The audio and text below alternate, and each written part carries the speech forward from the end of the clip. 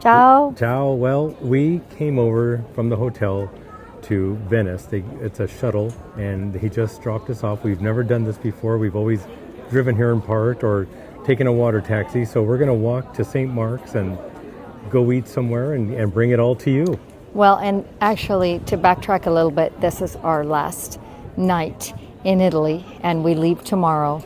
So what we did was we took our rental car, we dropped it off the rental place in Venice, and then we got a taxi over to our hotel. It's really kind of clunky, but Venice is a tough city to maneuver. We would love to stay inside the city and the island, but you have to take a water taxi or the Vaporetto, which is the public water taxi.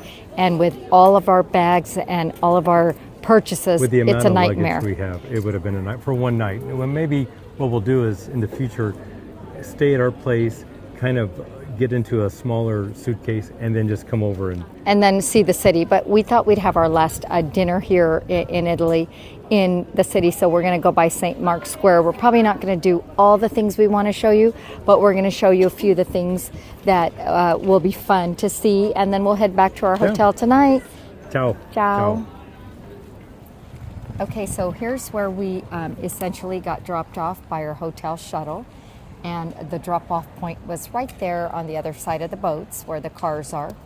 And this is the first time we're actually going to attempt to walk to St. Mark's. As Mike said, we always take a private water taxi, which is quite costly, but it gets you there quick without any other passengers. Or we've taken and I'm kind of public. I'm kind of excited to see how long it takes to walk there. Yeah, so we're going to do this, and you can see all of the boats going by. And pretty soon, once we get into the city, we're going to be seeing some gondolas and lots of other beautiful sights. So welcome to Venice. So these are the private water taxis right here, and they can run you up anywhere from about 75 to a couple hundred. Yeah. Very expensive. And then, of course, the famous gondolas. Yeah. And they are trying to maneuver around. And they're all negotiable to some extent, but the gondolas can be expensive. I think the last time we did it was maybe 5 years ago. Yeah. And I want to say I think it was all four of us, and it was over $150. So yeah, it's expensive. Yeah, and it's for about 30 minutes, I think. So just to give you a little flavor of the water traffic here. So here's a store that sells Venetian costumes from the past, and I've got the glass in front of me, and I don't think the store's open, but if you can kind of get an idea as to what they look like, these are fantastic. Oh my goodness. Look at the textile on this. And this is an old sewing machine. Like this fabulous brocade. And this is an ad on the front of the store. This is just incredible. Look at this.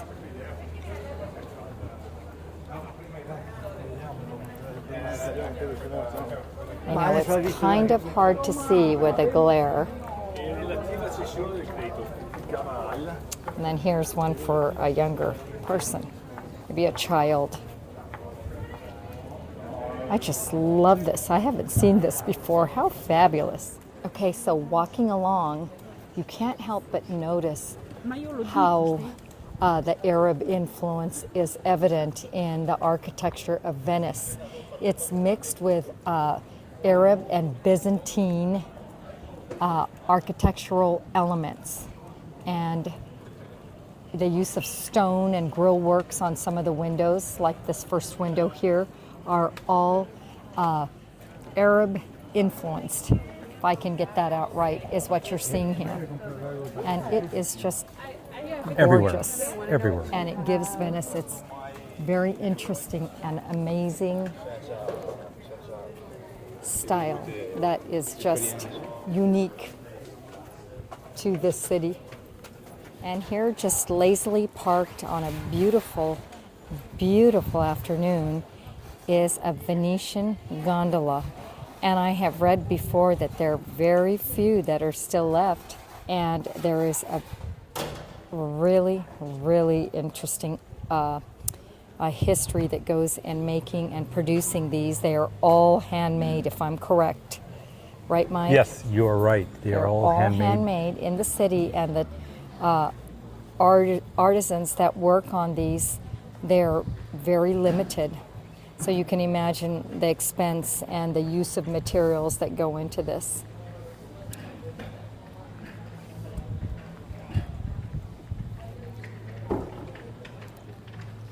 Love the rich use of the gold and the red together.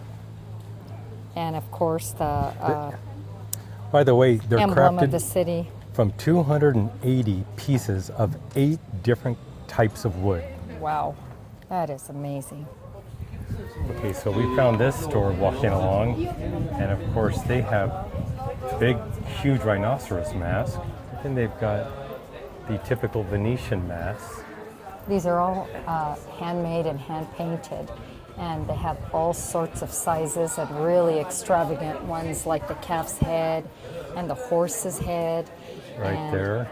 Look at as that. Mike said, the rhinoceros and the elephant, and I love this jester's face here with the blue and the gold. Yeah. Not sure if you can pick that one up.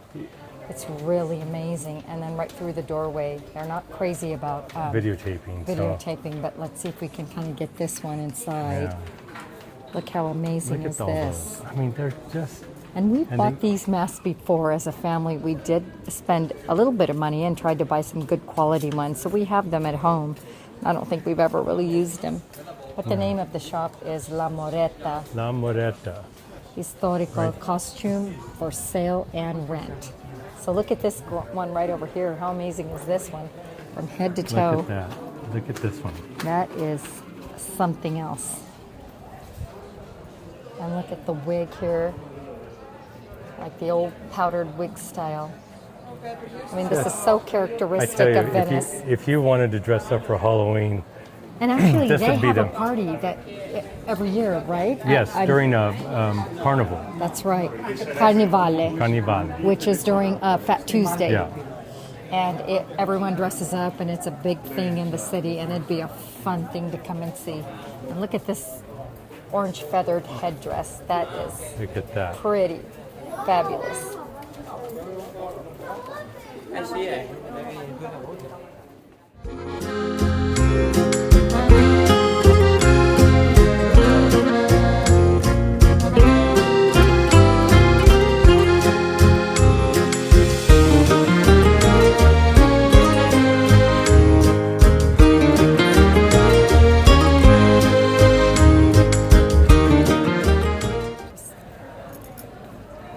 So I just stopped by this church. There's a big group of people And there's a coming. big group of people coming, so I'm going to stop. But I just want to show you how amazing the architecture is here. That you just walk up to. You don't. I mean, you You don't just- even know it's there. It's not You turn something a that's corner really and- famous or well known, and yet how amazing and ornate is that?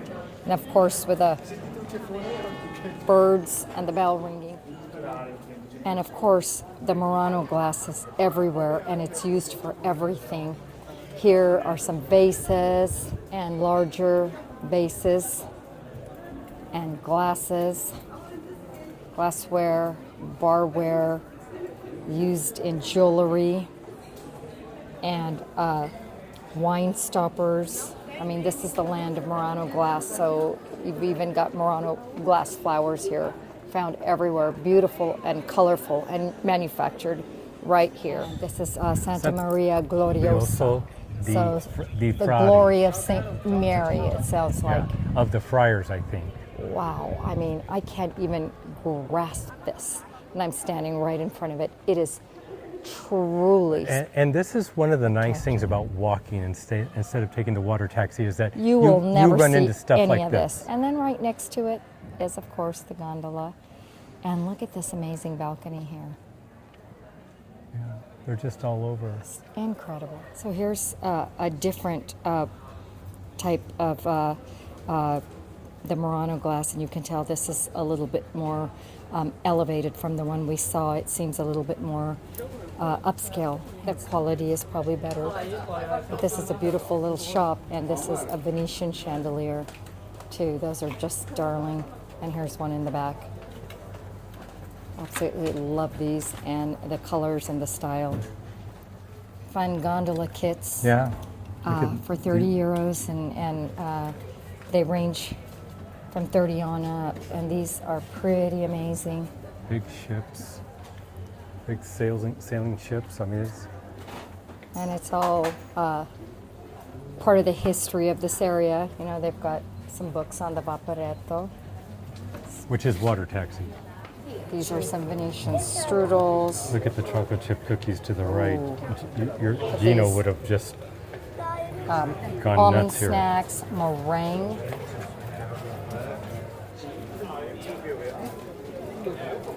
Amazing. Look at these.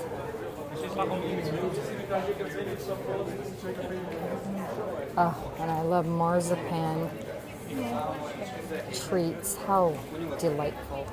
Okay, so we're walking up to the Rialto Bridge, and I thought I would show you what we were walking through and what we kind of see walking up to it. Here's a side view of the gondolas, and the Grand Canal's right there. And then here is, as I'm panning slowly, the Rialto Bridge. And so we're going to climb up the steps so you can actually get a better view of it, because right now you're not able to see the bridge. Yes. So if we were wondering where all the people were during our 20-minute walk up to this famed area, here they are. And even this big group here is nothing compared to what we've seen in the past. So you've got all your restaurants, you've got all of the gondolas rowing along, and then to the left, of course, is more buildings and probably hotels and living spaces. And you can see those tall wooden Barbershop poles, I will call them. yes, and behind them, the wooden ones that anchor the gondolas Yeah. are very iconic, and the row of buildings that go as far as the eye can see. Just panning out, and you can see all those buildings. Look at that. Just gorgeous sight, never gets old, no matter how many times you come and see it. And we're walking up the outside of the Rialto Bridge, and inside it is actually shops. So they have steps in the middle and on the both outsides. So we're on one of the outside stairways. And just look at the Grand Canal.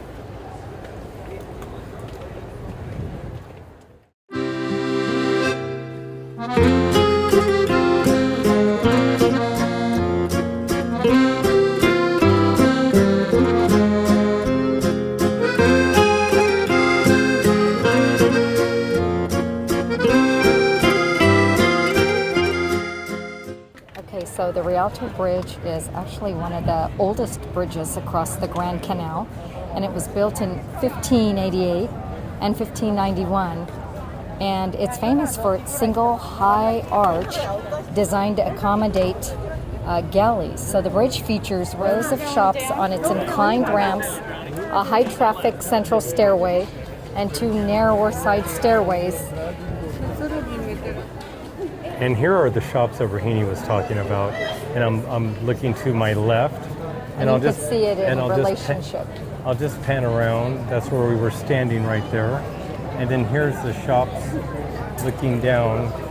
It's kind of reminiscent of Ponte Vecchio in Florence. Yeah, but these are known for their inclined shops, so they kind of get smaller and then they get bigger Yeah. and then they get smaller again. So almost like a kind of like a triangular shape.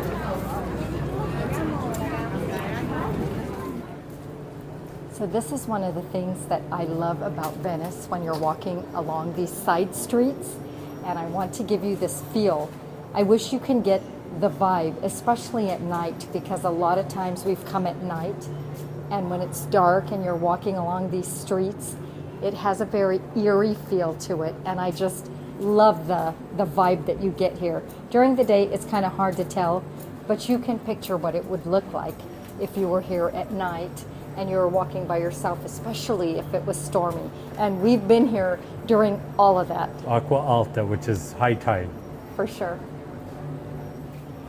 Okay, so this is what I was also talking about. And because there's the light of the camera, it looks darker than it is. But this is Venice, and it has a real atmosphere. And Rahini, look at the restaurant we're walking up to. We were just asking about the Mamo, and this is one of the first restaurants we ate at when we came to Venice, and it was suggested by our water taxi driver, and it was very, very highly rated at the time, and I think it's pretty highly rated still. So, but restaurants come and go in popularity, and they may be menu. closed for Ferragosto. Yeah, and so they had pizzas and pastas, and our kids absolutely loved their pasta. But if you're in Venice and you're headed to St. Mark's Square, do check out Da Mamo. And of course, no Italian city would be Italy without their sandwiches. Oh. Ciao. Ciao. Come stai? Così così. Beautiful. Meglio dopo. Ok, va bene. Grazie. Grazie mille. So here's another Murano glass place that we just walked upon and just wanted to show You can see the craftsmanship here is just the detail. Yeah, incredible. And I'm absolutely loving that Pegasus, and the chandeliers The chandelier. are stunning. I love the one with the grapes and the fruit hanging, the colorful one with the blue on the left. Spectacular. Right there, you can kind of make it out. So amazing. Fiery red one. These are all hand blown, actually mouth blown. Yes, just beautiful. Look at Gorgeous.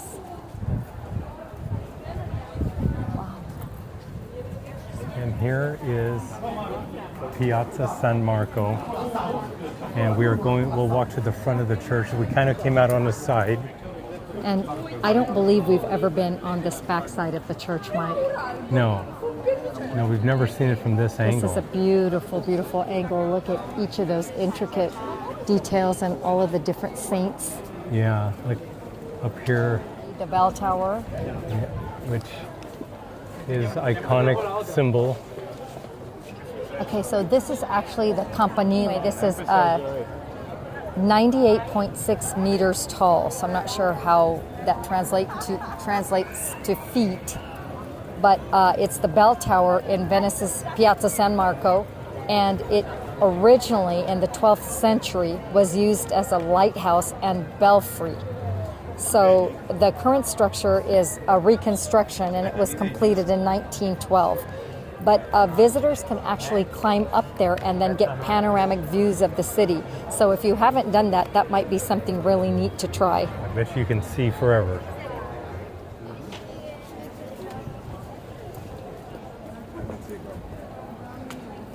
Truly incredible. And I'm going to just walk to the front. Always a busy place.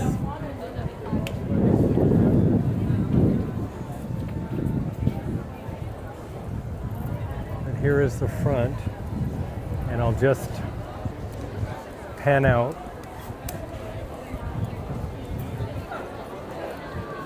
And look at the detail, the golden dome,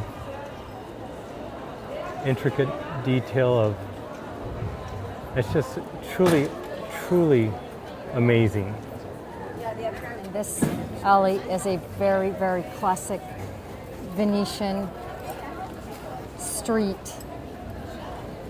And if you get caught in that street on a dark night, it is just atmospheric, beautiful, and incredibly memorable. This gorgeous clock tower, I wanted to just point out that it's a Renaissance landmark in St. Mark's, and it was built between 1496 and 1499. And it has a complex astronomical clock with golden zodiac signs and two giant bronze Moors who strike the hours. So it really serves as an architectural gateway to the shopping street, and it symbolized Venice's power and prowess back in the day, and of course it's still very significant, and it's prominent in the St. Mark's Square layout. St. Mark's is just fabulous, and if you eat here, you know, you might get a touristy meal, but you're certainly going to get a beautiful view. And I have to say, this is nothing compared to the crowds that are here in the summertime. So the weather's really good, and you know, you really feel like you can take really nice pictures here. It looks like they're doing some renovation on the left, and this part is called St. Mark's Basilica, and it was built to house all the relics of St. Mark the Evangelist, hence the name. And the Church of Gold is what it was called for its very extensive golden mosaics covering over, get this, 8,000 square meters. So it features a Byzantine influenced Greek cross plan with 5 domes, and it's connected to the Doge's Palace, which is to our right. And it's kind of that tan, kind of terracotta colored, diamond designed building with a really beautiful lacy accents. And so this was really where the powerhouse of Venice was, and its features include that intricate altarpiece and the famous bronze horses brought from Constantinople. They literally controlled all the shipping in the world from Venice. Yes, and one thing to note, we've been inside the Basilica before when the kids were younger, and if you're wearing a sleeveless shirt or shorts, you're going to want to cover it because that's a must. So they usually give you paper shawls to use, but if you've got a light sweater or a scarf or something, I would bring it along. And I actually bought a Venetian lace scarf that I used at the wedding recently that we went to here. And you can get one of those, and then you can use it for special occasions throughout. But it's light, it's handy, and you can store it quickly in a backpack.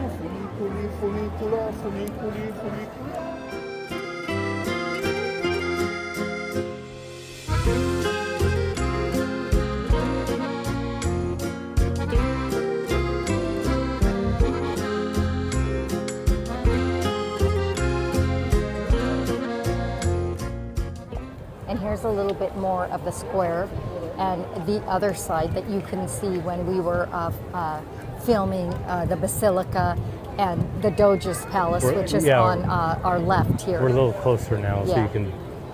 So, I mean, it's just gorgeous. And if you look at the hallways that go through, that connects the Basilica and the Doge's Palace, and sometimes they have concerts here and things like that.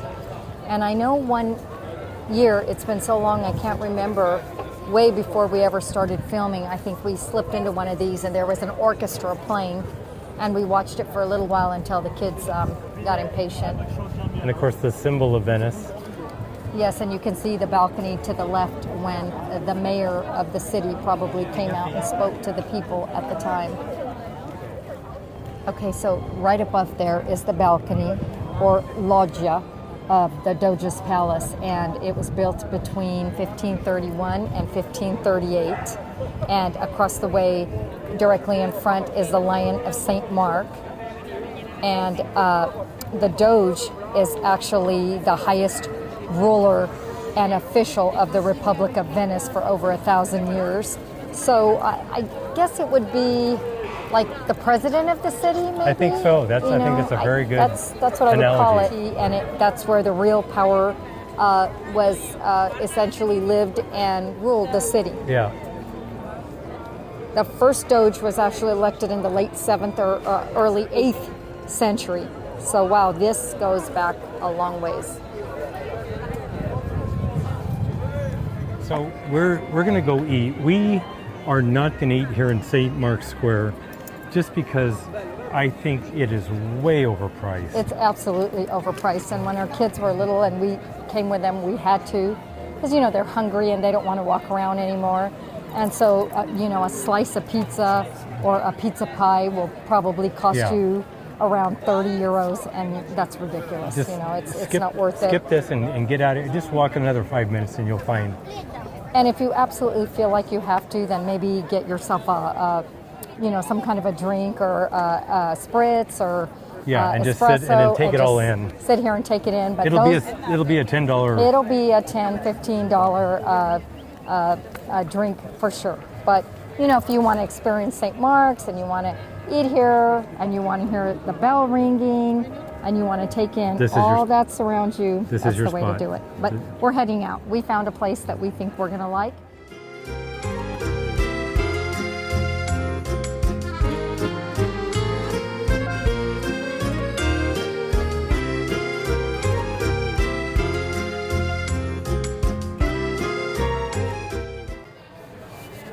So we switched restaurants. They didn't have pizza at that other restaurant, and we were just dying for pizza and pasta on our last night in Italy.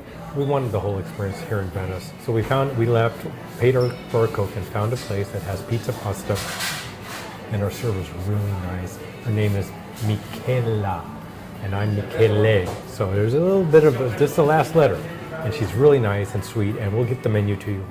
Okay, also the other pizza had a very, very limited menu. They had probably like 10 things, and they do make pizza, but they don't make it for dinner. And that's something when you're eating in Italy, you'll see that pizza's on the menu when you're looking on TripAdvisor or maybe on their website, that some of them stop making it at dinner time.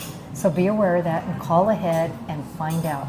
And this place has been so accommodating. The other place is a little higher rated, but not by much, and it was a lot more expensive, and they were very rigid with their menu. And when they're accommodating, it makes up for everything. A lot. The gal we have here, Michaela, she has warmed up the bread, which they don't always like to do. She's made a kind of a special menu for me. I wanted longostino, which is the baby lobster, they call it. Right. She's put together everything that we wanted. She said, sure, we can do that, and that is wonderful. So that's why we switched. Okay, I'm going to do quickly the menu, and they have it both in English and I think in Russian. So I'll just go down both pages, and you get a flavor for. Here's the primi pasta. Prices are on there. And then here is the secondi. Well, here we're still at primi. And then here's secondi.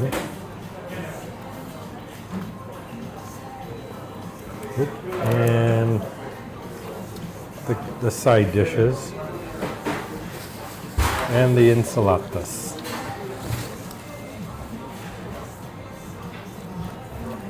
And then finally, the pizzas. And I'll do a full pages there that you can just stop and pause it.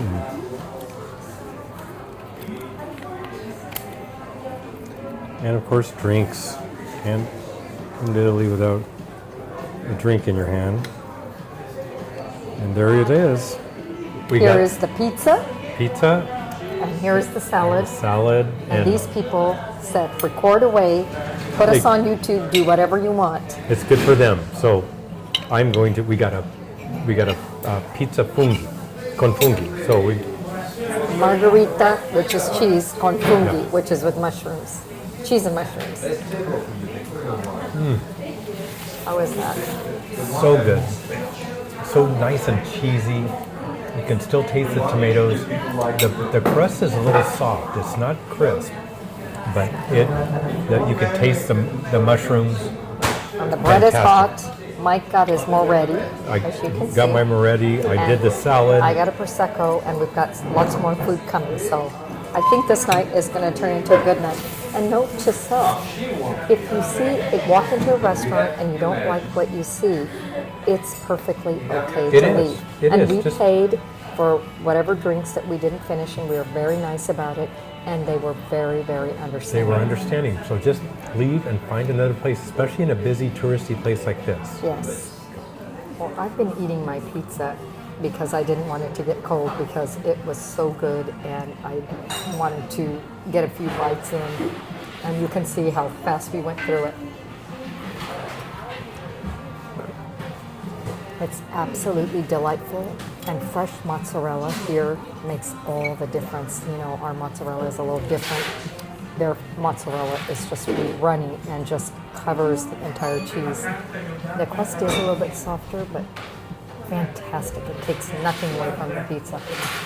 The thinness and freshness just makes it so appetizing. It's absolutely wonderful, and I'm convinced we made the right decision to come to a new restaurant. And the food is, again, it's 5 to 7 to 8 euros less than the restaurant we walked away from. So, great start, and the salad is fantastic. They put some corn in here, which we find a lot lately in Italy, and that's not something we used to find a lot, but they are producing a lot of corn lately. They are. And they call it maize. So, good start. Really happy. Like one glass. Can we cheat? La mi finito. Okay. A dopo. Grazie. It's not exactly shrimps. To make it simple, not shrimp. I got the tagliatelle because it's made fatta in casa, which is made in-house. So I switched it from spaghetti to the tagliatelle, and it smells wonderful. Very simple. Want to give it a try? I sure do. And I'm not putting cheese on it, which you don't put cheese on top of generally seafood. That would be a no-no. More spicy. Oh. Okay, grazie. And you She notice just- they do not bring you the cheese. I mean, at the end of the day, you could do whatever. Grazie. Yeah. You can You do can do whatever whatever you you want to want. do, but they do not recommend cheese on seafood. They feel it covers up the taste. So the taste of the clams just marries with the pasta in the water, and you can just taste the sea, and the fresh pasta just melts in your mouth. It's fantastic, and it hits all the right spots on our last night in Italy. I also got the fettuccine because it's made in house, as Mike said, fatta in casa. And one thing when you're in an Italian restaurant in Italy, always ask, is the pasta made in house? If they don't understand, then say, is it fatta in casa, which means made in house. Now, they don't make all their pastas in house, but they will always tell you, they told us, not everything, but they said the tagliolini or tagliatelle, and the fettuccine is made in house. And so that's what we ordered, because you want to, if you're here, you want to get the pasta that's made in house. So I got it with, they call it longestino. It's the baby shrimp with fresh pomodrini, which is the baby tomatoes, in a little bit of a spicy pasta sauce. And I'm going to try to get everything in one bite. So let's see how this is. Might take me a That minute. looks like a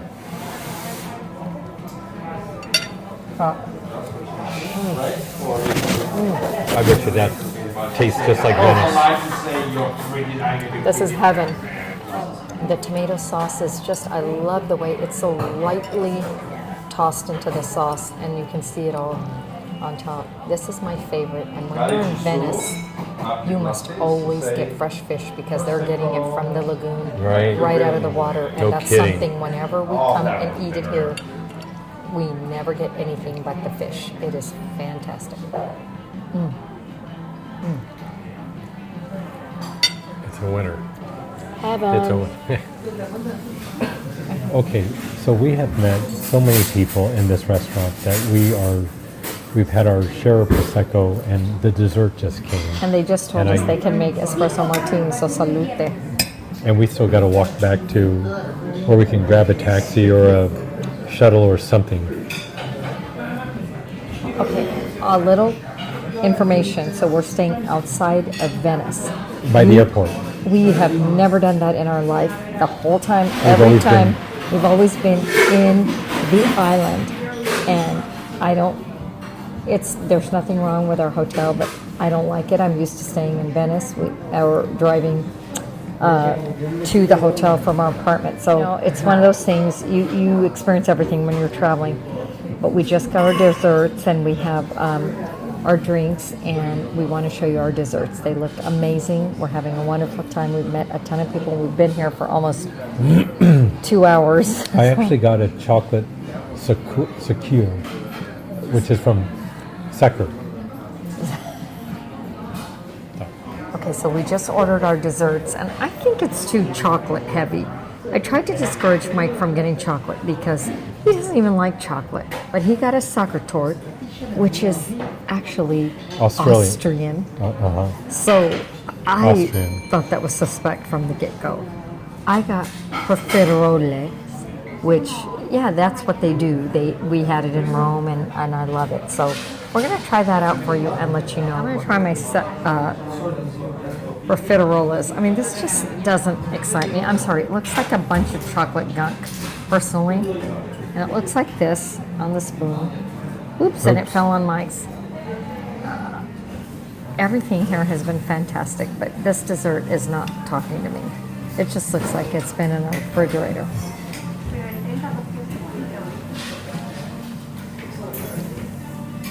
Profiterole. I can't even say it. Profiterole. It's a big chunk. It's like a chocolate, kind of like a pound cake filled with chocolate, covered with kind of like a melted chocolate cake ice cream, and then with whipped cream. It's really good, but it's not what I had in mind, but I really like it. And my sacre torte it's good. It's on the it's not very sweet as desserts tend to be here, which I was hoping for just it to be a little bit sweeter. So here it is. I was hoping for it to be a little bit sweeter. I've already had a couple of bites. It just doesn't look homemade to me. It does. It looks like it's been bought at like at an Italian Costco. Mm-hmm. Everything else has seemed very authentic, very genuine. And it's just too chocolate centric, and we're sorry to complain. It's our last night. I would have much rather have gelato it's very good as far as sweet desserts go, but authentic, it is not. No, not our favorite. Okay, so with that, we'll see what we get next, and if we don't, then ciao. We'll see you next from our next trip will be in Las Vegas. Yep. So, signing off from Empty Nest Food and Travel in Venice. Beautiful Venice. Venice, Italy. Ciao, ciao. Ciao.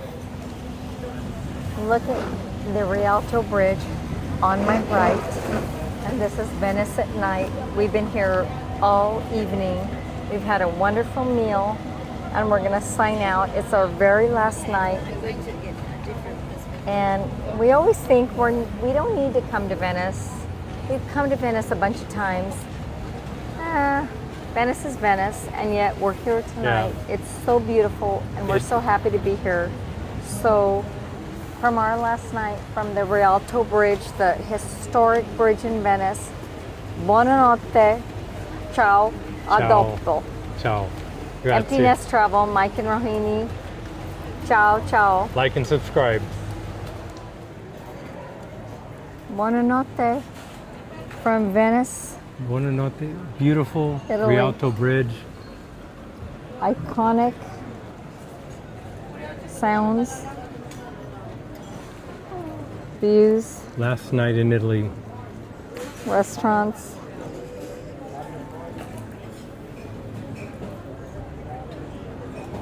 Ciao, ciao.